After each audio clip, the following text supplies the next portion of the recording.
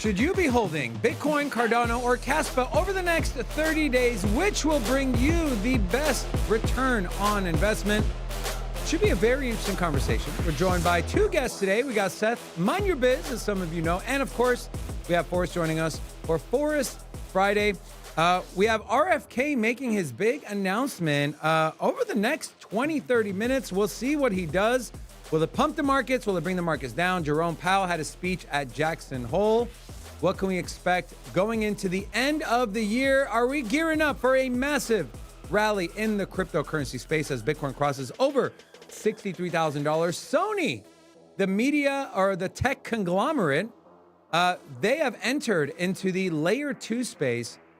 Which blockchain do they decide to partner with to build out their layer 2? The answer might surprise you. And Justin Sun does what Justin Sun does, has pulled the Bitcoin that was supposed to back his USDD stablecoin. What does that mean for USDD? Can't imagine any of you holding it, but if you are, you're going to want to pay attention. On today's episode of Sin City Crypto, let's go.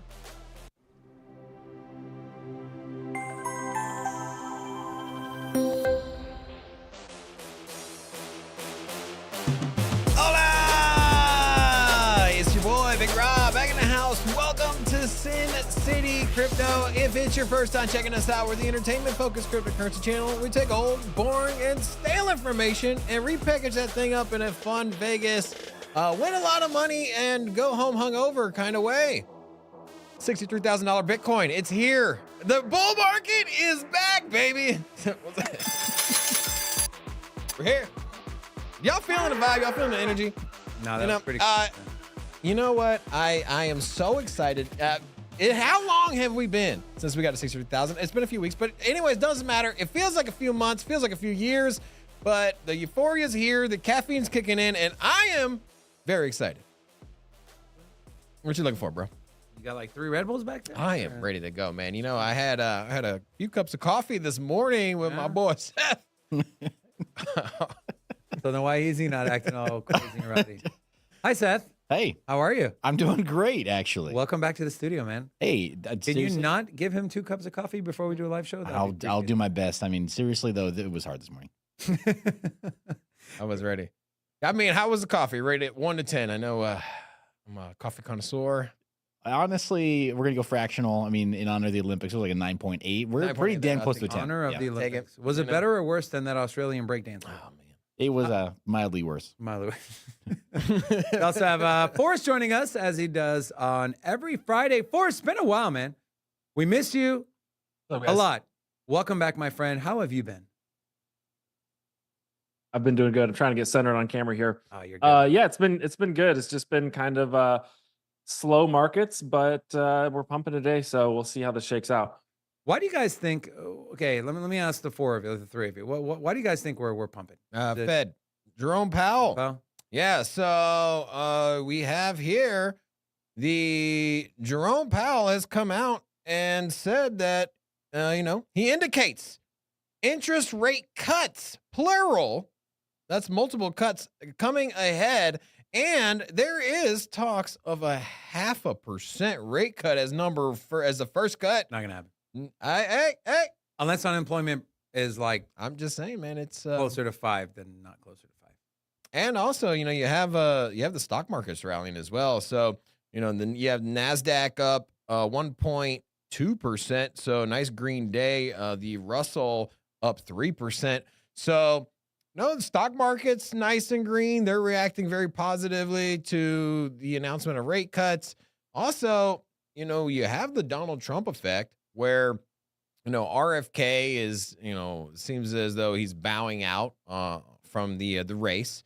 And there's anticipation that he's going to back Donald Trump or endorse him.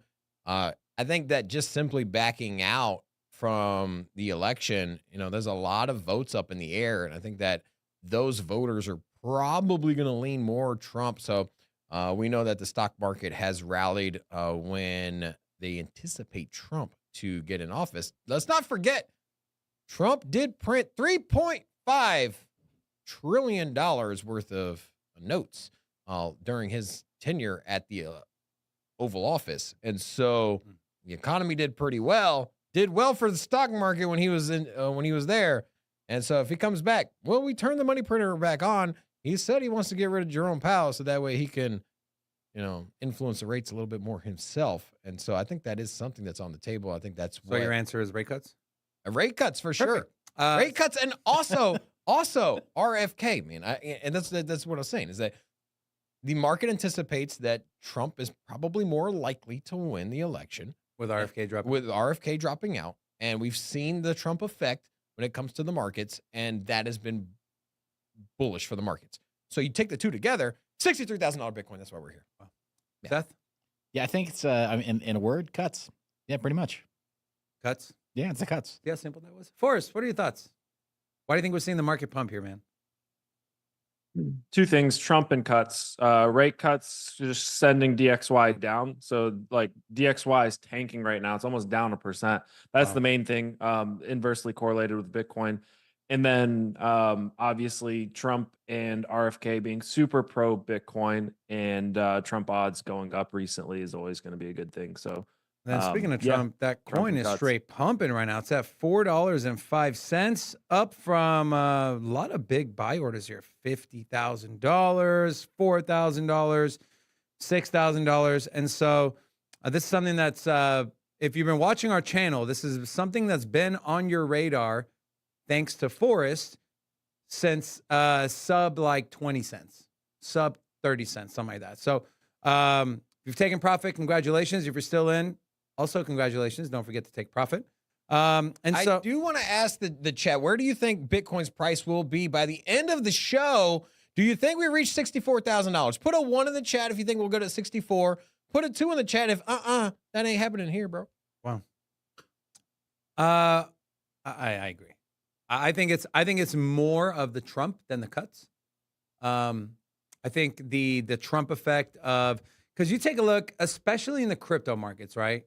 And it's not 100% correlated because nothing's 100% correlated. But you take a look at when Kamala came in, right? And you had this honeymoon period of oh my gosh, she's got a chance. I'm not saying she doesn't have a chance, but the poly market odds swung in favor of her. And then coincidentally, that's when the market started dropping. So it's clear and obvious who the markets want as a commander-in-chief, who they believe, whether it's true or false, will be better for the economy, will be better for their portfolios. And I think the overwhelming answer from the traders, at least, and the people investing, is Donald Trump. And with this big press conference today from RFK, assuming he drops out, we know he's definitely not supporting the Democrats. He might not even support Trump, but if he's going to support someone, probably going to be Donald Trump. And what does that mean? People always talk about independents really make the final decision on who wins or who doesn't. And if even 50% of those votes of that were going to go to RFK go to Trump, don't want to say it's in the bag, but it's more likely than not that Donald Trump would win, which I think people are starting to price in. And so those are my 2 cents. But I want to ask the question that is put on the chat, right? Which of these 3 will get you the best return on investment over the next 30 days? Is it Bitcoin? Is it Cardano? Or is it Kaspa? Forrest, I'm going to go to you first. 30 days, best return on investment. Cardano's still in a downtrend. I'm very wary of Kaspa. Just going straight off the charts, nothing fundamental. I'd say Bitcoin. I'd say Bitcoin. And that's normally I'm like, all about the altcoins, but Bitcoin. And why is that? You think just the natural cycle of, hey, money always flows into Bitcoin and then starts trickling down? Or is there something else? Well, I think Bitcoin's got the safest narrative right now. And that's like the Trump narrative. 1 million Bitcoin being purchased by the US government becomes pretty likely with the Cynthia Lummis bill if Donald Trump wins. Now, obviously, if Bitcoin does well, alts will probably chase and follow and do pretty well in addition to that. But Kaspa's got a very vulnerable chart. It's had a very strong chart, but this latest pullback, latest crash made me a little bit more wary of the chart. Hopefully it can get back on track. And then Cardano still has yet to break out of its downtrend.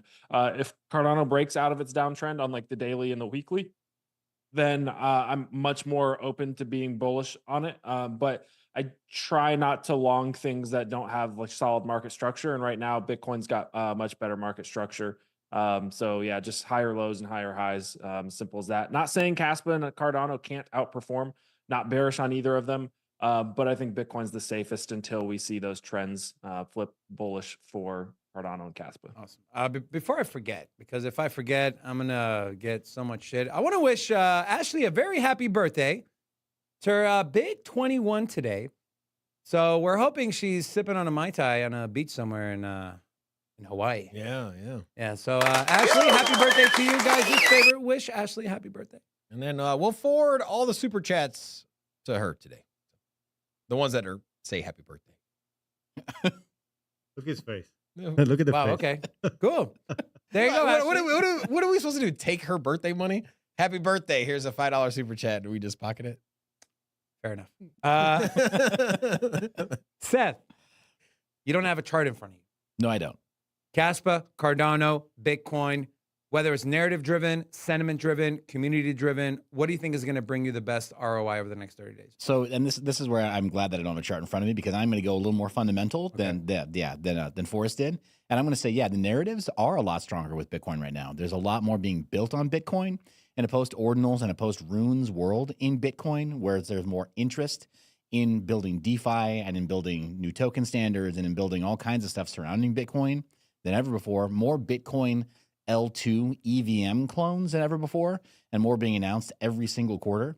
I think that it's actually never been a stronger time fundamentally for Bitcoin and Bitcoin development, even though, ironically, the fees are as high as they've ever been in quite a while. I think that Bitcoin is the strongest narrative. And in particular, like you said, there is sort of a traditional wisdom to these markets that Bitcoin, that it always leads the charge, right? So yeah, the capital inflows, Bitcoin needs first, then everybody else, sometimes we get the not at all. leftovers. Yeah.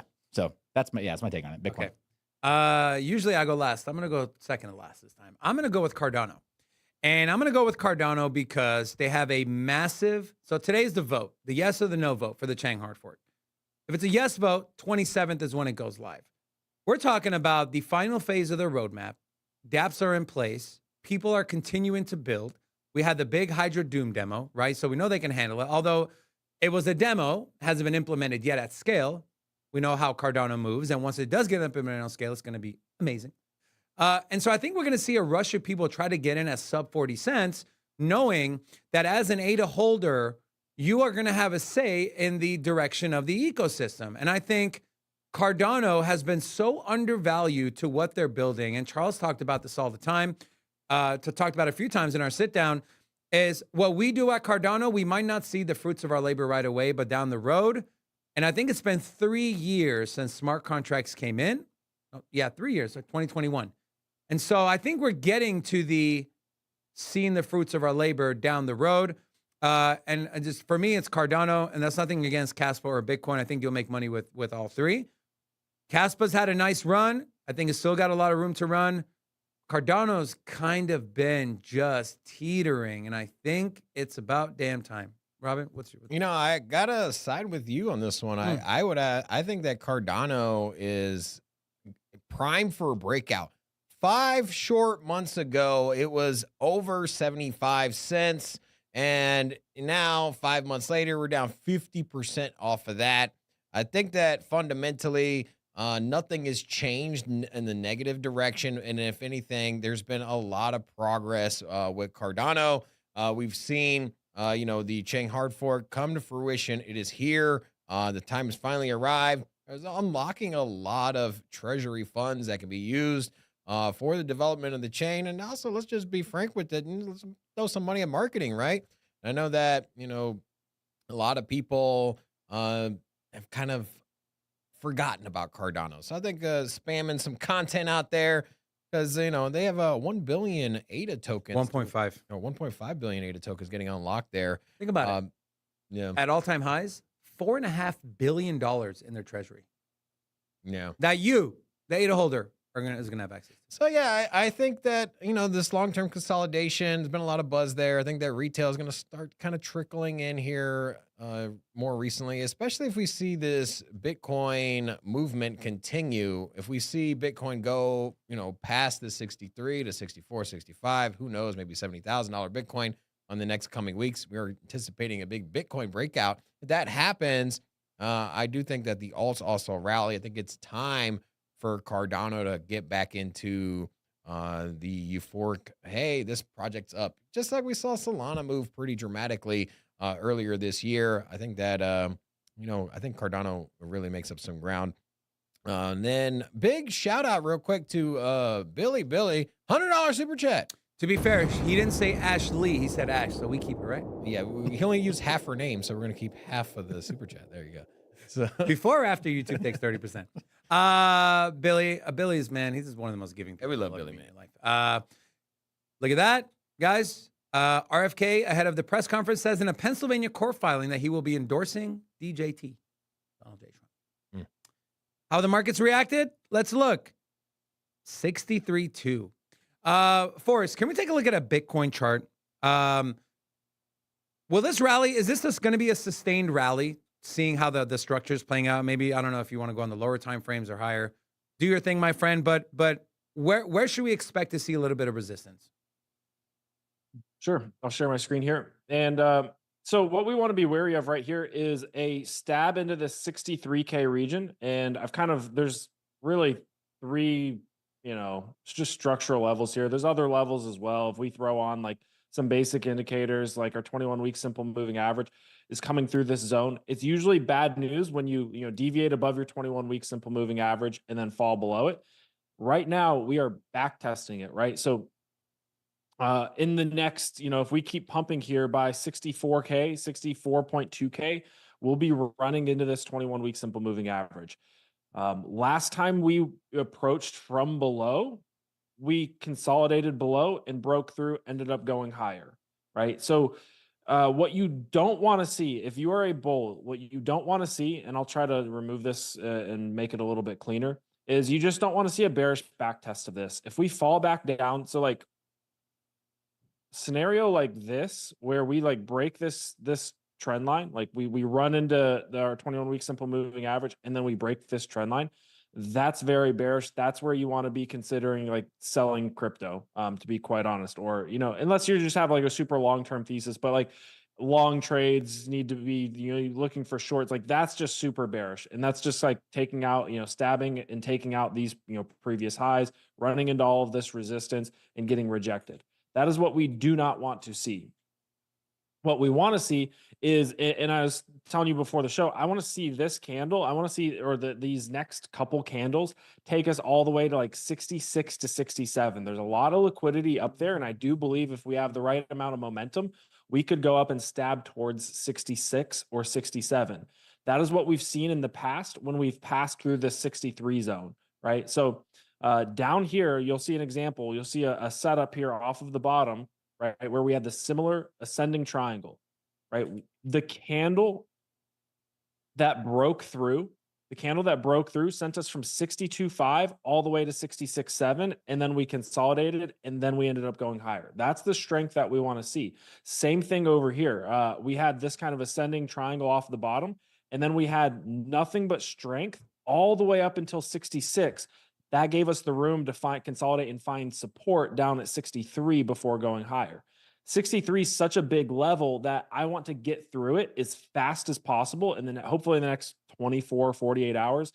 And the next 24 to 48 hours is actually like we're in good shape. And the reason being is because so far this year, Sundays and Mondays have been the best days for Bitcoin, right? So basically from Friday to Monday, has been the highest returning days for Bitcoin in 2024. So we're going into that the bullish stretch of the week here from Friday to Monday, which gives us a good opportunity to potentially push through.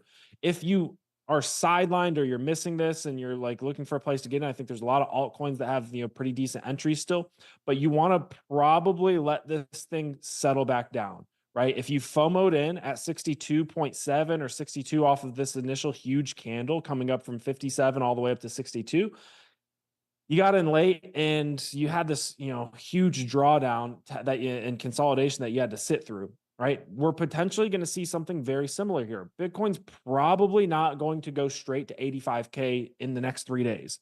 Probably, I hope it does. I'm long, but it's probably not going to happen.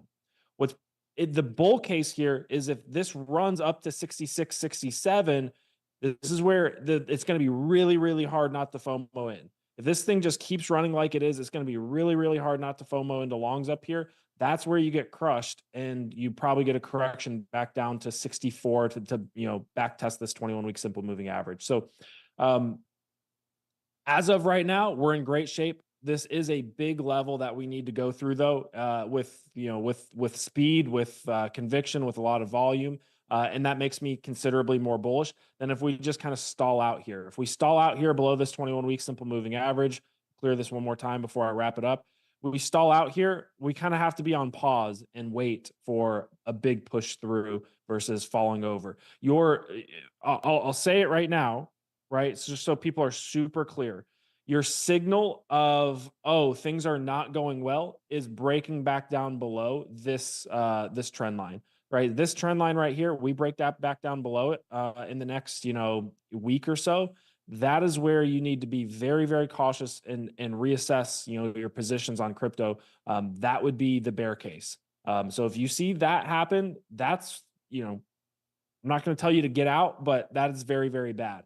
If you see, right now, everything's going great. Everything's going great. We just want to see a push up to 66, 67. Don't FOMO in up there. I would say look for a pullback, back down to around where we're at right now on top of the 21-week simple moving average next week. If you miss it.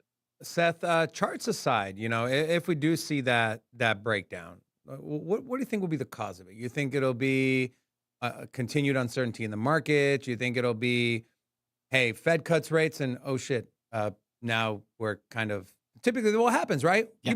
People fail to understand that when you keep rates high and you start cutting, shit starts to hit the fan. Oh yeah, right.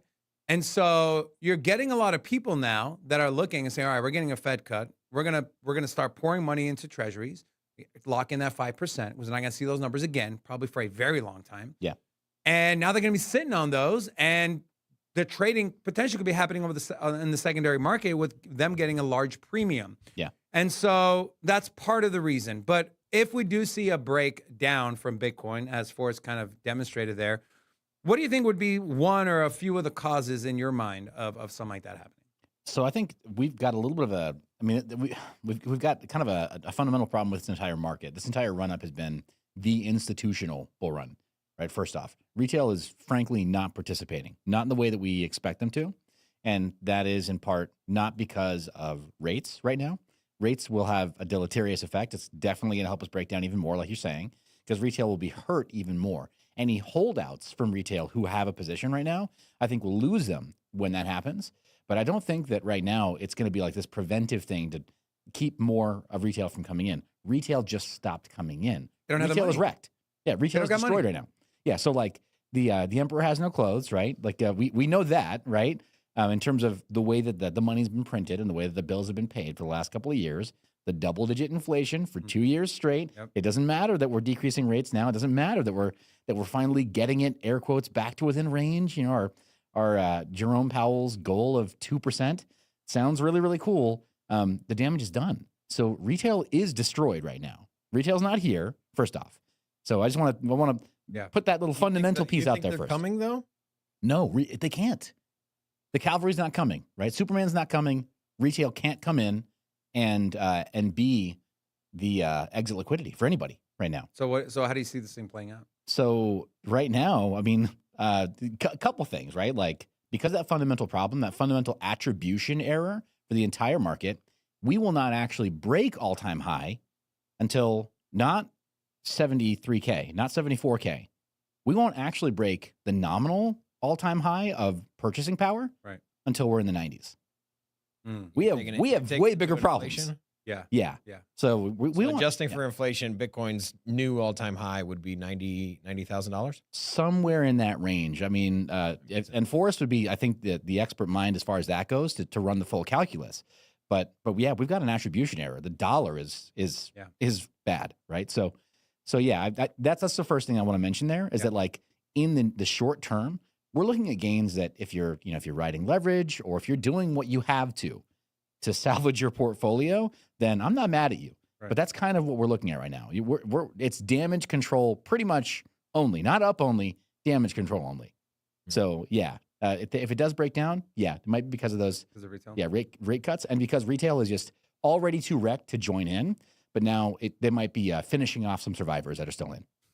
You know what I'm interested with retail is that the new retail that we have seen has come into certain areas like Solana and Kaspa, ICP, some of our favorites, and you know we keep an eye on the trend, right? Because if retail is going to come in hot and heavy, let's just say that we do get a scenario where you know we are handing out money or we're incentivizing retail to borrow and we're cutting interest rates to a point to where, hey, people are refinancing and now all of a sudden people are sitting on extra capital to invest, or maybe there's some kind of geopolitical issue or government issue or banks go under, or who knows what could be the cause of it. But if the effect is that retail is sitting on extra cash to invest, we know that people are going to be degenerate and invest. And so if we've seen retail pile in so far at certain areas like Solana and Kaspa, I wouldn't be surprised to see that run even hotter and heavy. And so, you know, in today's thumbnail, you know, we have, you know, $1 sitting above Cardano and $1 sitting above Kaspa. You know, Cardano is a little closer to that dollar mark, but also a little higher in market cap. Do you think that you think that it's in the realm of reality here to see that dollar Cardano and dollar Kaspa prior to the end of the year? You know, by the end of the year, do you think the next 4 months, you think they can run that hot?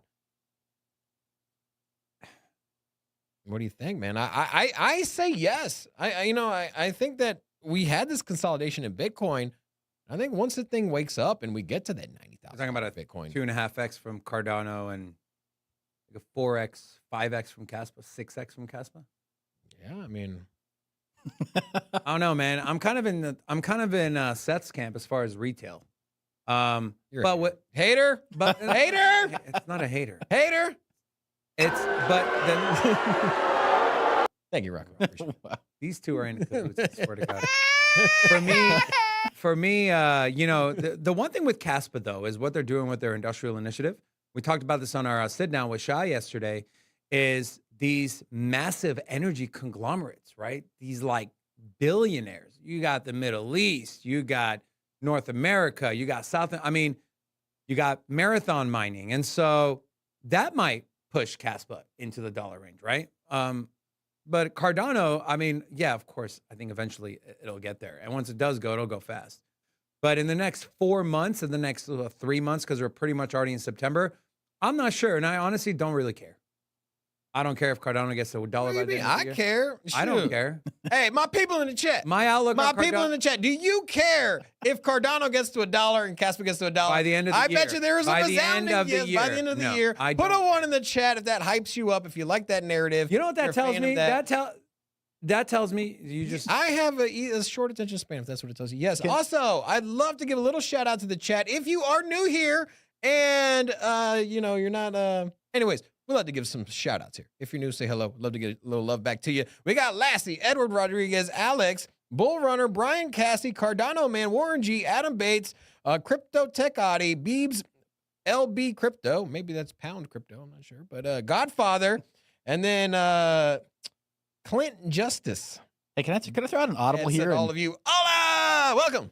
Can I quick audible for that's our the most audience? important segment of our show. So don't Oh interrupt my him again. gosh, I didn't Seth. mean Shame to on you. interrupt. Yeah. Okay, well here's what I'm going to do. It's a chaser. It's not an interruption. Chaser. We're doing it East Coast style, right? So I'm just trying to get a word in here. Just if it's the first time you've heard from Rob say something to you, give the hashtag Rob cares. Hashtag Rob cares. Cares. Because he does. But he really doesn't. Also, Jimmy cares. He gave 2 super chats, $20 and $2, wishing Ashley a happy birthday, Capri Suns, and Red Bulls on him. Red Bull vodka. Oh, the Red Bull vodka. There you go. Now, what were we talking about? We were talking about to get to $1. I don't care if Cardano gets to $1 by the end of the year. I don't care if Kaspa gets to $1. There's a lot of ones in the chat, man. I'm still holding. Yeah, so you're the only one that doesn't care here. I don't care, man. I'm saying. I don't plan on selling any Cardano for like 3 years. Minimum, if that. Told you they're in my long-term portfolio. Speaking of long-term, look at this stat. Bitcoin has been, holding Bitcoin has been profitable for over 96% of its entire history. Holding Bitcoin has been profitable for over 96% of its history. Think about that. That's a very powerful statement. Also, big news coming out of Russia. Russia is going to launch 2 crypto exchanges and stable coins linked to the Chinese yuan and the BRICS currency. Man, sounds like Russia's going all in on crypto, which means probably China is going all in on crypto, or it's vice versa, right? They're hearing rumblings that China's going all in, Russia's like, yeah, we're there too. Is it the government that's launching this? Is that kind of, that's my takeaway, right? I mean, Or do you think it's just 2 Russian-based companies launching exchanges? No, that's a good question. I believe it's the government, but I'll double check for you. Russia has plans to launch 2 state-linked cryptocurrencies. Jeez. Yeah. Like, how is this not a bigger article, man? That's pretty big. Like, imagine if the U.S. was like, hey, man, yeah, we got the stock market, we got the CME. You know what else we're going to have? The Department of Crypto and Market Finance. And so, pretty huge, right? I mean, how much money do you think that they're going to put into that themselves? I mean, you have, one of the top nations economically. And then on top of that, people are going to be buying crypto. I mean, their own citizens, and then internationally as well. Dude, we're talking about government settling trade in crypto. Pretty bullish. That's bigger than any retail, any institution, right? We're talking about trillions of dollars. Yeah. Curious to see what ledger they're going to use, what blockchain they're going to use. Maybe it's an in-house, Stoli. Be built on blockchain. The Stoli exchange. Yeah, the Stoli exchange. All right, I'm going to go ahead and close this poll.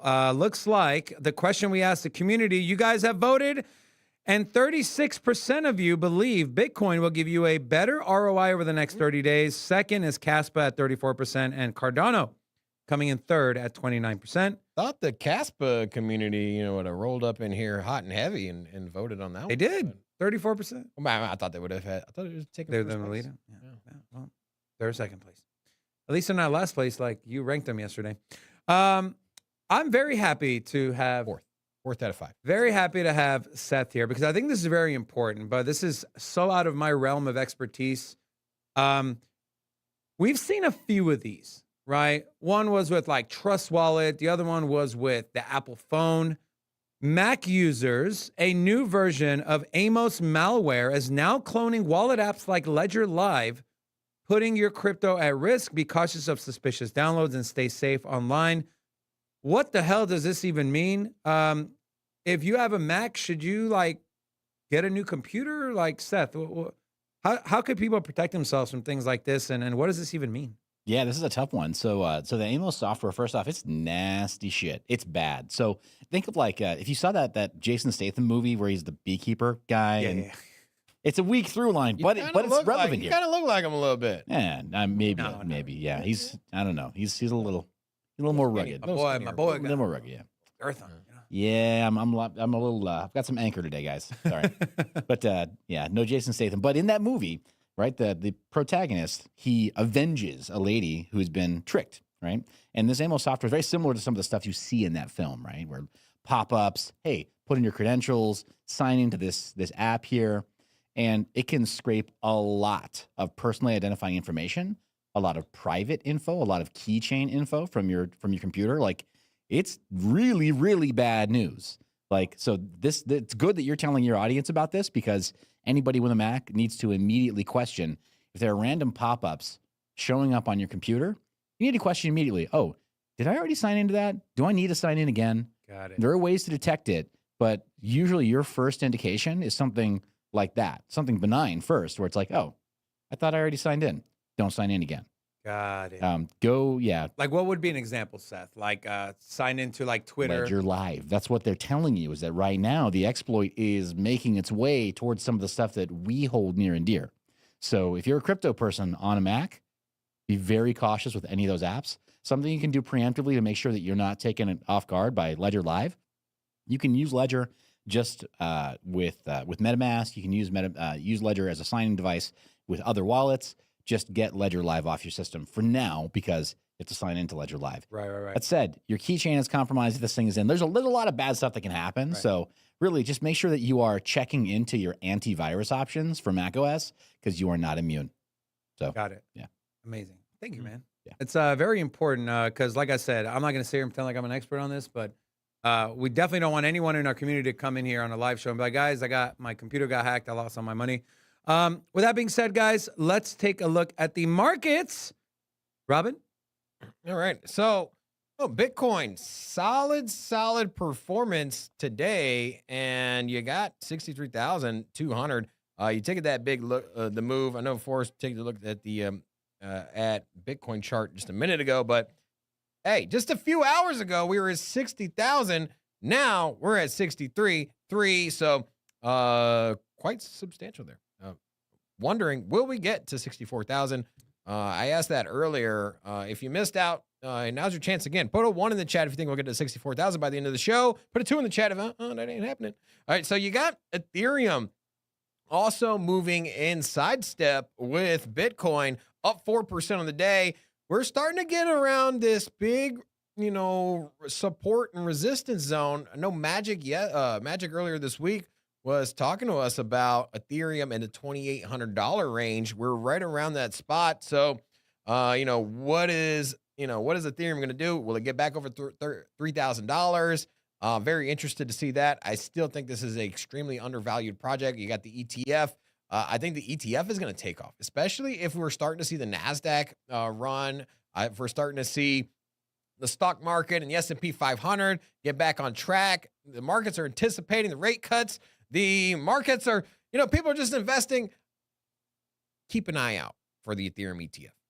That's all I got to say. And if you look at the history of the Bitcoin ETF, shortly thereafter its launch, we know it came out, it rallied for 1 or 2 days, then it took a sleeper, it sold off. Grayscale was basically liquidating their trust, and that happened for over the course of a few weeks. Timelines, interestingly enough, lining up with that same narrative. Wouldn't be surprised to see Ethereum take off from here. But we expected its that. way to 4,000. After we saw Bitcoin, we expected that from Grayscale.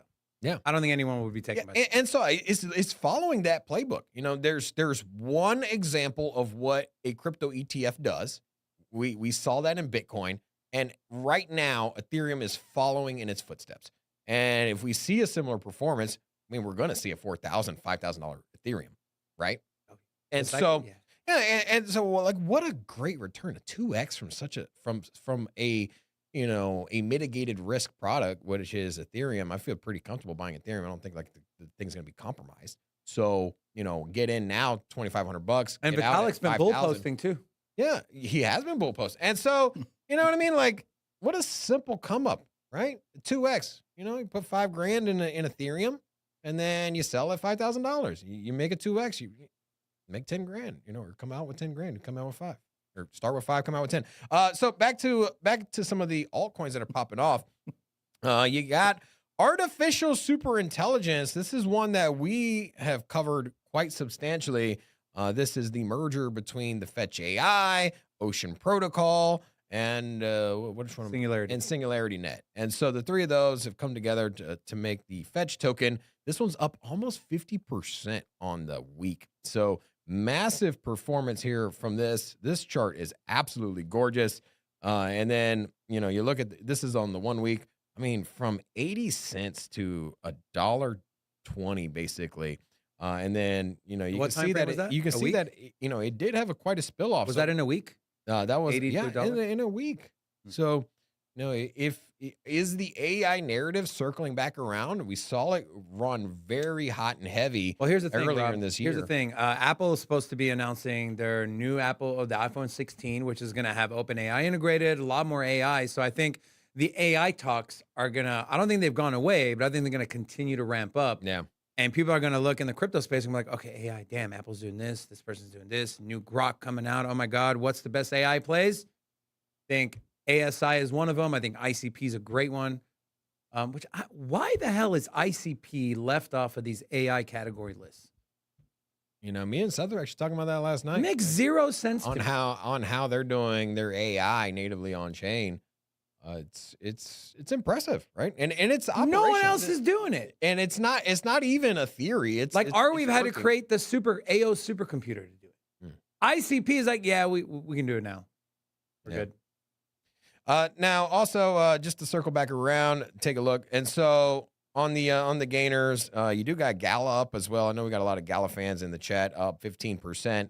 And you know, it's more of the speculated. Look, I mean, if you look at the top gainers here, it is projects outside the top 50, really. I mean, outside of SUI and ASI. So, you know, take that what you will. And what's down today? Really nothing. You know, this is a beautiful day for the altcoin portfolio. I mean, Zcash is down 2% and Helium's down. No, Zcash is down. No, the market's crashing. Yeah. Forrest, can you do me a favor? Can you pull up a chart on Avalanche? Up 30% in 7 days.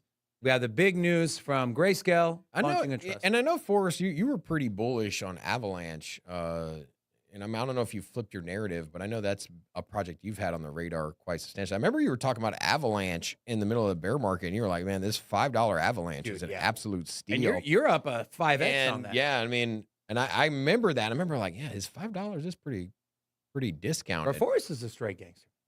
Yeah. Anyways, Forrest. Yeah. Yeah, AVAX looks pretty strong here. They've had a lot of fundamental developments. I think they're like the state of California has used them for something or another. They've just been on fire with a lot of like integrations with real world assets as well. So we just use like the pattern AI built in. This is just an indicator that's built into TradingView. Sometimes it's nice for just grounding you and like, you know, what to kind of expect out of a market. This thing's targeting descending wedge up to $52 right now. So it'd be about a 2x from where it's at right now. If we get rid of that and clean this chart up a little bit, what we're seeing is actually super bullish price action. So a couple things to note here is, first and foremost, you've got your deviation or your range reclaim. So, you know, we could draw this, you know, as more of a zone either way. We had our support over here, bounced, and then we lost our support, got a little rejection, and then we've had a very strong reclaim. Range reclaims are great patterns to trade and great patterns to long. You could see this take a little bit more time to play out. I think October is going to be a really interesting month for the upside. So let's just mark out October. And I think a lot of what we're seeing right now is like the start of an initial move. And I think right now, if you're patient, you probably won't get left behind too much. There's almost always somewhat of a pullback. So I don't think you need to necessarily chase. We've got a downtrend level here as well that we've got to get through. So don't be surprised if this, gives a little bit of a pull. Maybe we jam through and there's your inverse head and shoulders. There's your left shoulder. There's your head. There's your right shoulder. But I do think that you just need to look at this AVAX reclaim as being super strong. And if you're looking for an entry point, waiting for the chart to give that to you. Waiting for the chart to give you a pullback, knowing that, hey, this is a lot of strength coming in, and this is likely going to start carrying it further upwards. The other thing to keep in mind is anytime you see price action like this, like I don't know if people keep journals or notes, I do, but this, when something's starting to have like a parabolic move, these just every single day has been green for the last 1, 2, 3, 4, 5, 6, 7, 8 days, right?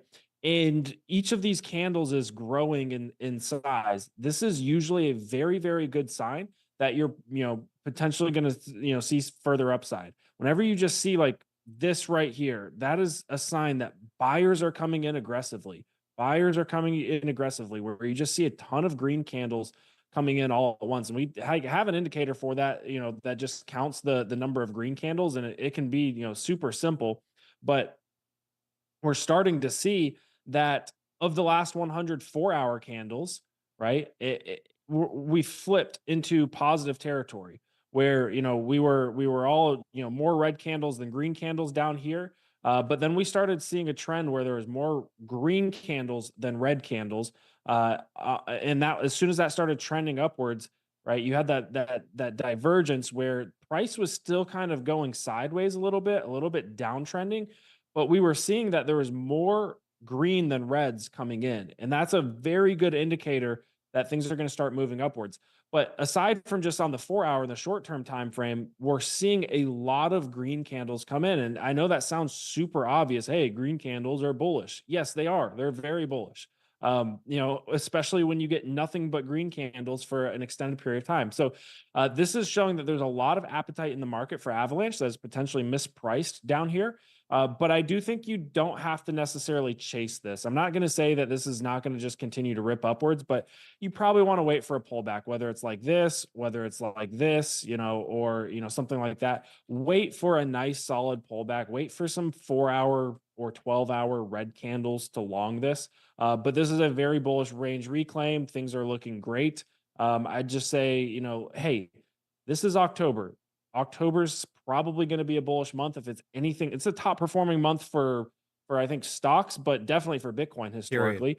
So, maybe we get a pullback. Maybe we get a pullback in September, and then you can load up on load up going into October, knowing that, hey, we've had this strong price action here back in late August, and that's indicating that we want to go upward. So I'd say be patient here, look for entries, but this is a very, very bullish sign for what's to come potentially over the next, 4 to 8 weeks. Awesome, Forrest. Seth, we talk about, Avalanche kind of fits into the RWA narrative, right? Institutions, real world asset. And then we talked about AI with ICP. What's your one favorite play for the AI sector and from RWA? So for the AI sector, I think I've got this will be kind of a gem for your audience. I think. Ooh. I don't know how many Cosmos Hub fans there are in the Sin City crypto audience. Okay. Because it might be an ecosystem that is not heavily represented, but Akash AKT, network. yes. AKT, yep. Still at a little over $500 million market cap. I think there's still plenty of room for it to run in this bull run.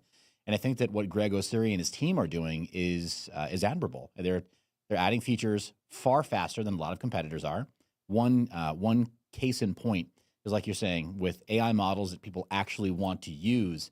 Llama 3.1, huge, massive, but it's huge and massive from a technological perspective. This AI model, unless you have a huge amount of hardware to run it on, you can't just run it, piecemeal across a bunch of little, Raspberry Pi devices that a bunch of maximalists are running out of their basement. Right. You do have to have heavy duty, upscale hardware. And Llama 3.1, there's a 405 billion parameter version of this AI model. That might not make sense to most people. What does that mean? What that means in practical terms is that the usual gaming rigs that we like to use for at home, computers we might build, even a really overbuilt computer could not possibly hope to run this model. You would have to overbuild it by a factor of 10 in order to get this particular model to run on it. So it's pretty heavy duty. Most people are just not ever going to obtain the technological means to run an AI model this robust at home. And Akash was like, "Oh yeah, no problem. We've got servers that are just for this sort of thing. Amazing. And we'll run it. And they've got a per hour cost that's competitive with ChatGPT, and it's unbiased and this totally based AI you can use right now. So, and you're looking at a $1 billion fully diluted value. Yes. So gem. Okay, I like that. I actually have some Akash as well. We haven't done a video on it on it by itself, but we've included it in our AI videos. And I agree with you, man. This is great. I mean, you take a look at what is this Cirque supply, 242 million max. So there's a cap of 388. Yeah, solid. Okay, yeah. That's what I wanted to bring. No, that's great. No, I love that, man. I mean, the obvious answer to a lot of people would be ICP, near protocol, whatever. But this is how we make those, 20, 40, 50 X's is these gems. What about RWA? So on RWA, I got a couple things. And as you know, you might not see me streaming as often these days or doing quite as many high-profile interviews. I still do them. But what I do with most of my time now is advisory and consulting behind the scenes. Okay. I've got a couple advisory clients, so I need to disclose that there's a relationship here. Okay. But I do have some favorites. And the reason that I feel confident talking about them publicly is because, look, I eat, sleep, and breathe this. I chose to go into business with these people, right, and to advise them, right. So, my conviction is all right there. There's skin in the game, right. But a couple of up and coming favorites. You told me to just do one. Okay, go ahead. So you get two. All right, cool. I grant you one more. Then we'll say it's GameFi then. Okay, so it's not strictly IWA, but RWA. There's DeFi Gold. right? So they have the D Gold token. It's still early. This is not an inducement to buy. It is not publicly available to acquire yet. So your audience is getting this before it is public. Okay. Right? There is no possible way yet to acquire this token yet. But DeFi Gold, what I love about what they're doing is they're committing to every Bitcoin standard. So not just ordinals, not just runes, but like Nostr as a protocol. If you remember that social media platform, it's also a protocol where you can commit info to the Bitcoin chain using Nostr as a protocol. These guys support it. Nobody else does. So they're using every possible way to commit information to the Bitcoin blockchain in the service of real world assets, right? I feel like when you have that level of hardware security by way of all the mining that takes place to secure the Bitcoin network, Right. It's been the holy grail for quite a while, Right. to get real world assets mated to a blockchain that is just as uncensorable as Bitcoin is. Yeah. So that's what I love about what they're doing there. And then Tilted is the last one. It's a project that is being incubated by Binance Labs. We can publicly talk about that. And it's run by a Forbes 30 under 30, who I think you know, Sarah Austin, as well as a previously exited tech startup founder. The guy launched, get this, WorldStar, and exited from it. So, and they're now doing an RWA marketplace for GameFi assets. It's chain agnostic, so it may well have Cardano support by the end of this year. Maybe that is part of that Cardano to $1 story, is them adding Cardano support at some point. I don't know. Right. But what they've already done that's impressive is that they've taken the game assets that people already trade, and they've just made sure that people get reoriented. If you've ever used G2G to buy a license, you know how to use their platform. If you want to use crypto to do it, they got you.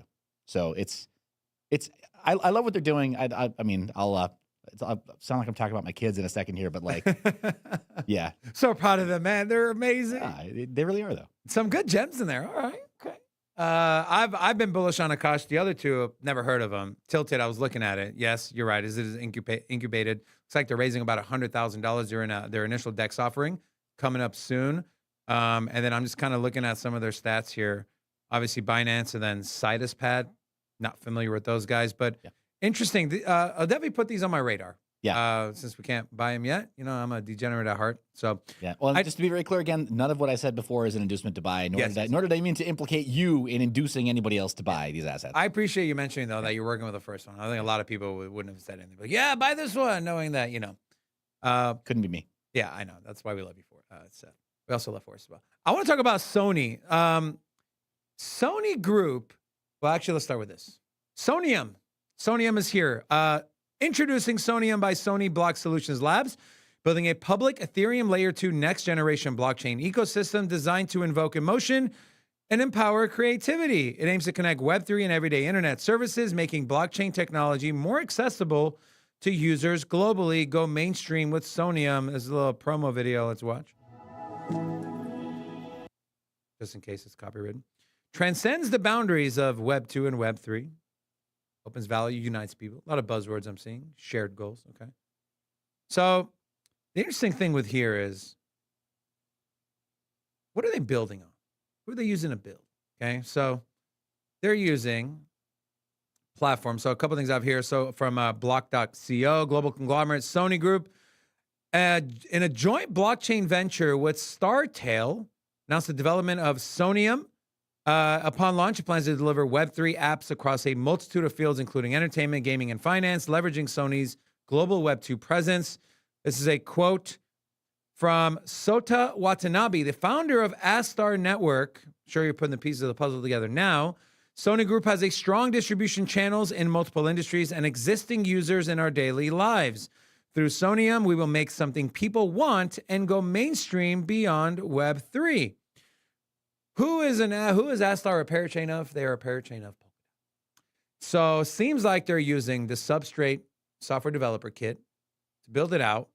Very interesting. We always have these conversations of when the institutions come, what are they going to build on? And here we go, Sony. They're using Polkadot Substrate. Forrest, what are your thoughts on this piece of news with Sony and maybe if you want to speak on them using kind of leveraging Polkadot? Yeah, it's interesting. I Sony has like a ton of users globally from various products.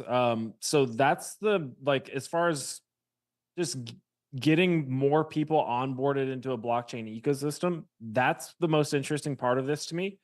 How they actually, what this is actually used for, how they actually, onboard people, and how many people actually realize that they're interfacing with crypto or Web3, will still, still be to be seen. But I look at this headline and I'm not sure how I make money off of it. Like that's like my first thing that whenever I see like a headline, it's just like how does this affect markets? I don't know yet. It's interesting. Layer 2, like I don't know. Is there going to be a Sony token? If so, like the public's probably not going to get it at a great price, I would imagine.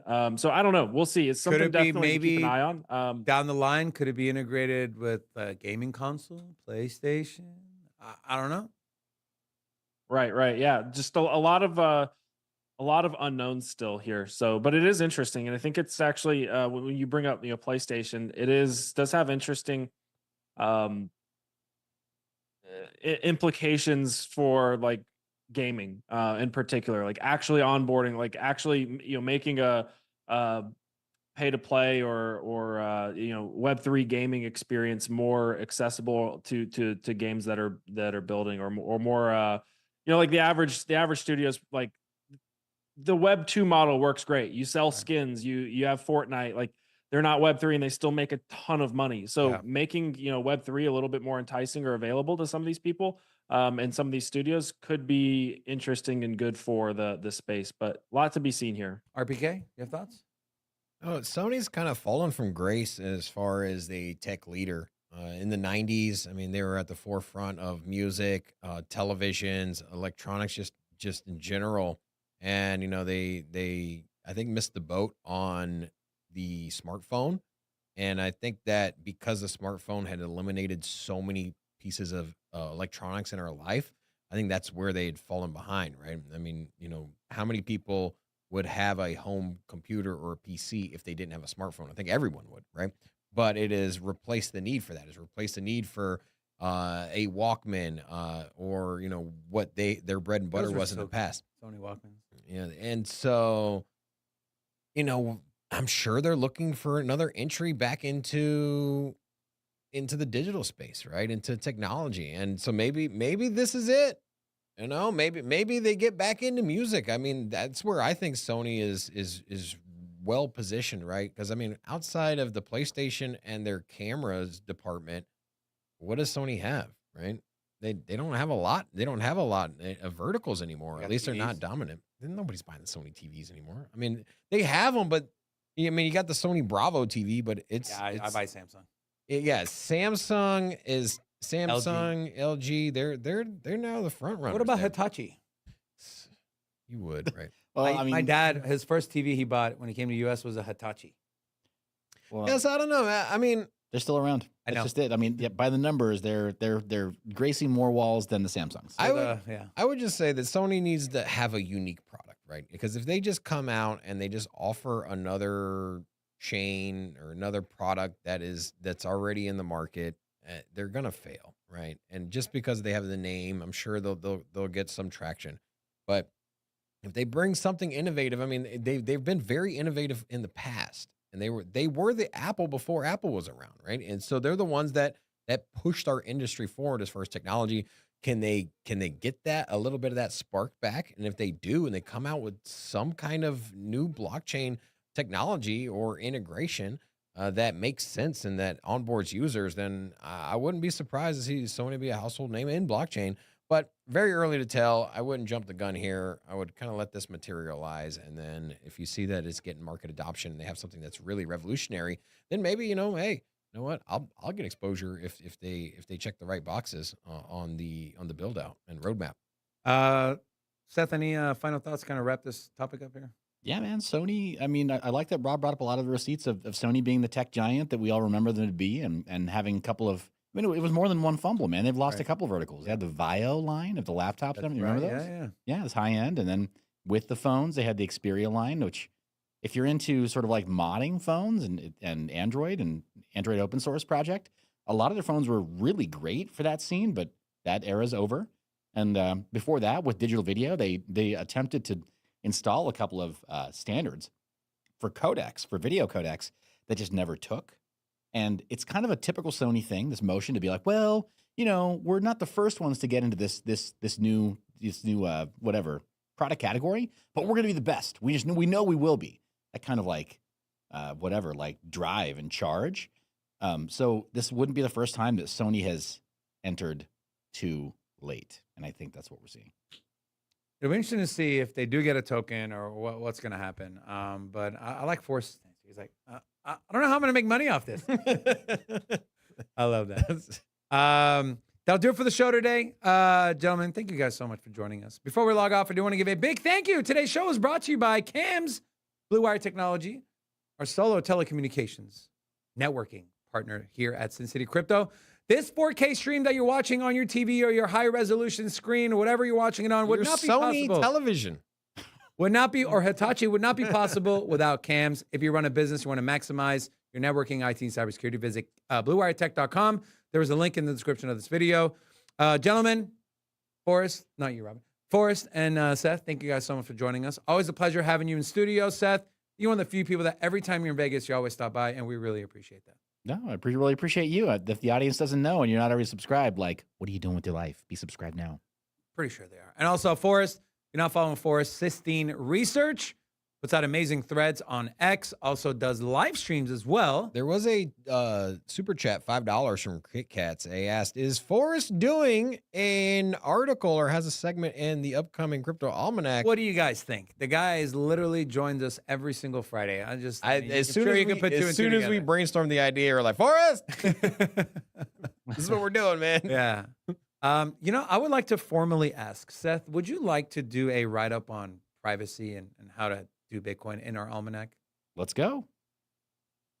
And at the stroke of midnight. Thanks, Robin. At the stroke of midnight, Jimmy, $200 super chat saying happy birthday. You did not say Ashley. To Ashley. It's also Kobe Bryant's birthday today, and happy birthday, Kobe Bryant. He's passed away. Yeah, so big shout out to Jimmy. That rounds out at $320 for Ashley. No, it's not. Minus the YouTube 200? cut. Yeah, it's $200 super chat. You're paying that out of your pocket. That'll do it for the show today, guys. Rocco.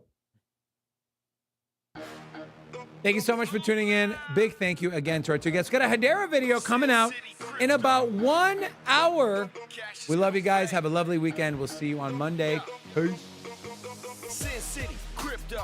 Everybody know we here for entertainment and info. Gonna show you how to get that big dough. So every day stay tapped in for big facts, no capping. With Bitcoin, if you're in, then you win. We divide the pie with no fraction. It's Big Rob, David. I split the game, but they gave it. Name the coin that's your favorite. I got dry powder, why save it? To the OGs, new beginners. Special shout out to the well members. Buy the dip, sell winners. Ain't really nothing you can tell sinners. Tune in for the latest new flavors. They gonna teach us mean coins. They polarizing like barbecue chicken pizzas. I laugh with a major grin. Laggers, we trade them in. Baddies, they came to sin. And sinners gon' play to win. Screaming, hola, till my bags are flowing over. Hold ya to the moon and to the solar. Won't I? Don't be letting FOMO control ya. It's over when the finger tornado close ya.